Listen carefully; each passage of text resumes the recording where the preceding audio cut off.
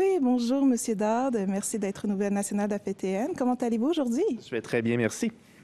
Donc, pour commencer, vous avez récemment annoncé qu'il allait y avoir un rapport pour la protection de l'enfance. Pourquoi est-ce que c'est nécessaire de sortir un rapport comme ça en ce moment?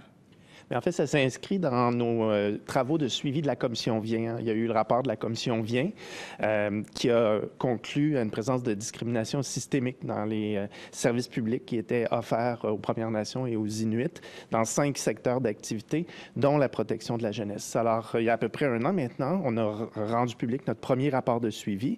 On faisait état du suivi des 142 appels à l'action. Et là, on s'est dit, pour le deuxième rapport du suivi, on va regarder un suivi plus thématique pour pouvoir aller plus en profondeur. Puis en travaillant avec des partenaires du cercle consultatif, parce qu'on travaille avec un cercle consultatif avec des représentants de 7 organismes des Premières Nations et Inuits, le consensus s'est fait autour du fait que la priorité, ça devait être la protection de la jeunesse en contexte autochtone. Et ça, tous les partenaires étaient de cet avis-là, puis c'était notre analyse aux protecteurs du citoyen aussi. Et comment est-ce que la résistance du Québec face à la loi C-92, ça a influencé comment est-ce que les droits des enfants ont été affectés ici au Québec? Alors, il est évident que, dû au litige qu'il y a eu entre le gouvernement du Québec, le gouvernement fédéral, concernant la constitutionnalité de la loi C-92, il y a eu un blocage pendant quelques années. Donc, les partis sont campés sur leur position. Maintenant, il y a une décision de la Cour suprême qui est venue reconnaître le droit des Premières Nations à l'autodétermination de leurs services en protection de la jeunesse. Alors, on espère un déblocage à partir de maintenant. On sent un déblocage déjà.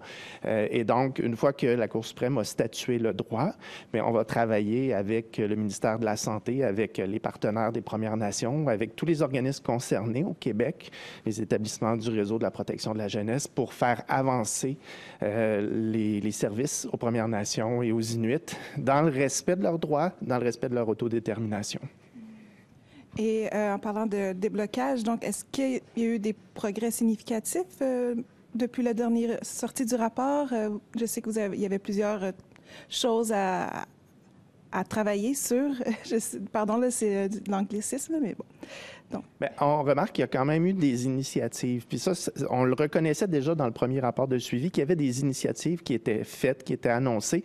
Depuis, il y a eu des nouvelles initiatives en matière de logement, par exemple, au Nunavik à Montréal, en matière d'accès à Internet au Nunavik, c'est un autre exemple. Donc, il y a des initiatives, il y a des progrès, mais on revient sur la nécessité d'un plan global. C'est ce qu'il faut. Ce qu'on a dit, c'est que pour s'assurer que tous les appels à l'action de la Commission Vien avancent, sont suivis, bien, ça prend un plan global gouvernemental, puis ça prend aussi l'idée de la co-construction avec les Premières Nations et Inuits, c'est-à-dire que quand on développe un projet qui concerne les Premières Nations, on le fait en co-construction du début du projet, à l'idée même du projet, pour s'assurer que ça répond véritablement aux besoins et aux aspirations des Premières Nations et des Inuits. Donc, comment est-ce qu'on peut construire ces projets-là, ce projet-là, en fait? C'est une excellente question, comment on co-construit.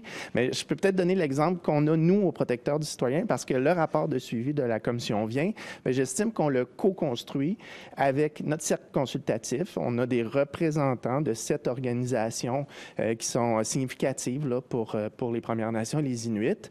Alors, on échange avec eux sur, bien, ça devrait être quoi les priorités, ça devrait être quoi les thèmes abordés, quels sont les experts qu'on devrait rencontrer. Donc, on va chercher toute l'information.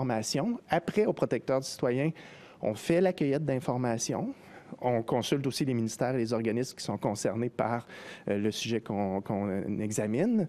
Par la suite, on revient au cercle consultatif pour avoir un petit peu leur écho, comment ils réagissent à nos propositions, on les écoute, on ajuste notre texte. Et au final, bien, c'est le protecteur du citoyen qui est le seul signataire de son rapport de suivi et qui décide de ce qu'il y a dans le rapport, en tenant compte des commentaires des personnes qui ont été consultées, mais c'est lui qui est le seul signataire. Et ça permet aussi aux représentants des Premières Nations de commenter, de critiquer le rapport de suivi, de se l'approprier aussi.